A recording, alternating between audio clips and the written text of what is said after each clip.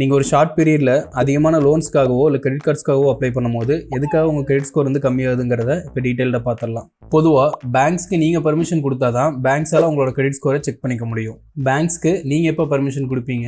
ஒரு லோனுக்கு நீங்கள் அப்ளை பண்ணும்போதோ இல்லை கிரெடிட் கார்டுக்காக நீங்கள் அப்ளை பண்ணும்போதோ பேங்க்ஸ் உங்களோட கிரெடிட் ஸ்கோரை செக் பண்ணணும்னு சொல்லி பர்மிஷன் கேட்பாங்க. நீங்கள் பர்மிஷன் கொடுத்தீங்கன்னா தான் பேங்க்ஸால் நீங்கள் எவ்வளோ வருஷமாக லோன் வாங்கிட்டு இருக்கீங்க, அதில் எவ்வளோ லோன் வந்து இப்போ ஆக்டிவாக இருக்குது, இந்த லோன்ஸில் எவ்வளோ டைம் நீங்கள் வந்து கரெக்டாக ஆன் டைமில் பேமெண்ட் பண்ணியிருக்கீங்கிறது எல்லாமே செக் பண்ணிக்க முடியும். ஸோ அதை பேஸ் பண்ணி தான் உங்களுக்கு புதுசாக லோனோ இல்லை கிரெடிட் கார்டோ வந்து கொடுப்பாங்க.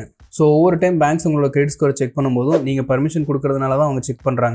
ஸோ நீங்கள் ஒவ்வொரு டைமும் புதுசாக ஒரு லோன் இல்லை கார்டுக்காக அப்ளை பண்ணுறீங்கன்னு அர்த்தம். ஸோ இதனால தான் நீங்கள் ஒரு ஷார்ட் பீரியடில் அதிகமான கிரெடிட் கார்ட்ஸ்க்காகவோ இல்லை லோன்ஸ்க்காகவோ அப்ளை பண்ணும்போது உங்களுக்கு கடன் தேவை அதிகமாக இருக்கிறதுனால தான் நீங்கள் எல்லா இடத்துலையும் போய் லோனுக்காக செக் பண்ணுறீங்கன்னு சொல்லி சேஃப்டி ரீசன்ஸ்னால உங்கள் கிரெடிட் ஸ்கோர் வந்து கம்மியாகும். பட் இது வந்து டெம்பரவரி தான். நீங்கள் இதுக்கப்புறமா ப்ராப்பராக மெயின்டைன் பண்ணிட்டு வந்தீங்கன்னா மறுபடியும் உங்கள் ஸ்கோர் வந்து இன்க்ரீஸ் ஆயிரும். ஸோ இதனால் நீங்கள் ஒரு லோனுக்காகவோ இல்லை கிரெடிட் கார்டுக்காகவோ அப்ளை பண்ணும்போது ரொம்ப ஃப்ரீக்வெண்ட்டாக அப்ளை பண்ணாதீங்க. அட்லீஸ்ட் ஒரு 3 to 6 மாதம் வந்து கேப் விட்டு அடுத்த கார்டுக்கு வந்து நீங்கள் அப்ளை பண்ணிக்கோங்க.